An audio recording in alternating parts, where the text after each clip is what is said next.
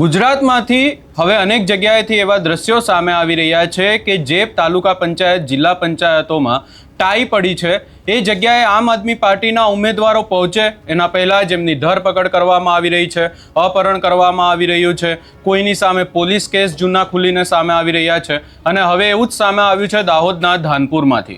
શું છે સમગ્ર મામલો એની વિગતે ચર્ચા કરીશું। નમસ્કાર, હું છું ઉજ્જવલ અને આપ જોઈ રહ્યા છો નિર્ભય ન્યૂઝ। દાહોદની ધાનપુર તાલુકા પંચાયત અને એ તાલુકા પંચાયતમાં આ સ્થાનિક સ્વરાજ્યની ચૂંટણીનું પરિણામ સામે આવ્યું ને એ પરિણામમાં ભાજપની 13 અને આમ આદમી પાર્ટીની 13 સીટો આવી, એટલે કે ત્યાં ટાઈ પડી અને આજે પ્રમુખ અને ઉપપ્રમુખની વરણી કરવાની છે ને આખી બાબતને લઈને હવે કિસ્સો એવો સામે આવ્યો છે કે આમ આદમી પાર્ટીના આજે જીતેલા ઉમેદવારો છે, આ જીતેલા ઉમેદવારો આજે જ્યારે પ્રમુખ ઉપપ્રમુખ પદની ચૂંટણી છે અને આ ચૂંટણીને લઈને તાલુકા પંચાયત પહોંચે એ પહેલાં જ આમ આદમી પાર્ટીની ગાડીઓ ઉપર હુમલો થયો છે અને આખી બાબતને લઈને જે દ્રશ્યો સામે આવ્યા અને જે ઉમેદવારો શું કહી રહ્યા છે એ પણ સાંભળી લઈએ। હા, શું બનાવ બન્યો હતો? આજરોજ અમે તાલુકાની બોડી બનાવવા માટે ધાનપુર મુકામે તાલુકા પંચાયત પર આવતા હતા। એમાં રાજવાના ઘાટા પર એક તુફાન અને ઝાડ પાડી એને રસ્તો રોકી દીધો હતો। એમાંથી 10-15 ગુંડા ઉતરીને અમને તીરમારો કર્યો અને અમારી લગભગ 7 ગાડીની આસપાસ બધી ગાડીઓને તોડી અને ઘણું બધું નુકસાન કર્યું છે। અમારા એક ભાઈને તીર પણ વાગ્યું છે અને બીજી પાછળ ગાડીઓ સાઈડમાં થઈ છે, એમને કેટલું વાગ્યું શું છે એ આપણને ડિટેલ ખબર નથી। શું નામ તમારું? દિનેશભાઈ સનાભાઈ ભાભોર।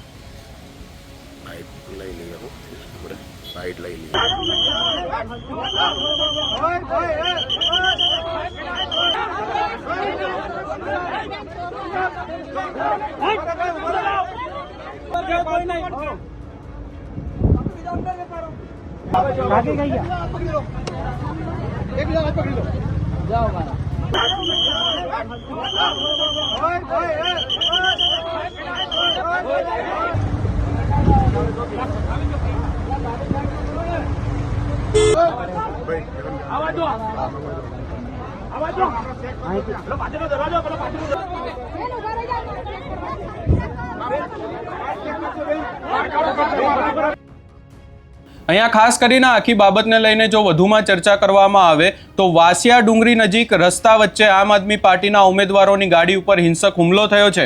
ગાડીઓને હાથે લઈ અને આમ આદમી પાર્ટીના ઉમેદવારોને તાલુકા પંચાયત જતા રોકવામાં આવ્યા છે। ઘટનાની જાણ થતાં જ પોલીસ કાફલો પણ ઘટના સ્થળે પહોંચ્યો હતો અને આખી ઘટનાને લઈ અને હાલ તપાસ હાથ ધરવામાં આવી છે। પરંતુ અહીંયા સવાલ એ ઊભા થઈ રહ્યા છે કે આવા કિસ્સાઓ માત્ર ને માત્ર આમ આદમી પાર્ટી અને ભાજપની જ્યાં ટાઈ પડી છે ત્યાંથી જ કેમ સામે આવી રહ્યા છે। આપણે જોયું કે છોટાઉદેપુરમાં પણ એવું જ થયું, ત્યારબાદ જૂનાગઢમાંથી પણ કિસ્સો સામે આવ્યો કે જ્યાં આમ આદમી પાર્ટીના એક જીતેલા ઉમેદવારને પોલીસ ઉઠાવીને લઈ ગઈ।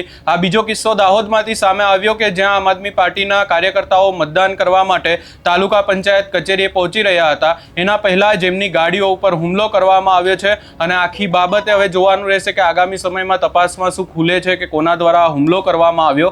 હાલ આમ આદમી પાર્ટીના નેતાઓ દ્વારા એવા આક્ષેપ લગાવવામાં આવી રહ્યા છે કે આમ આદમી પાર્ટીના પ્રમુખ ના બને અને એના માટે જ આ આખું ભાજપ દ્વારા કાવતરું કરવામાં આવ્યું છે। આ સમગ્ર બાબતે તમારો શું અભિપ્રાય છે એ અમને કમેન્ટ કરી જરૂર જણાવશો ને અમારી ચેનલ નિર્ભય ન્યૂઝને લાઇક, શેર, સબસ્ક્રાઇબ કરવાનું ભૂલશો નહીં।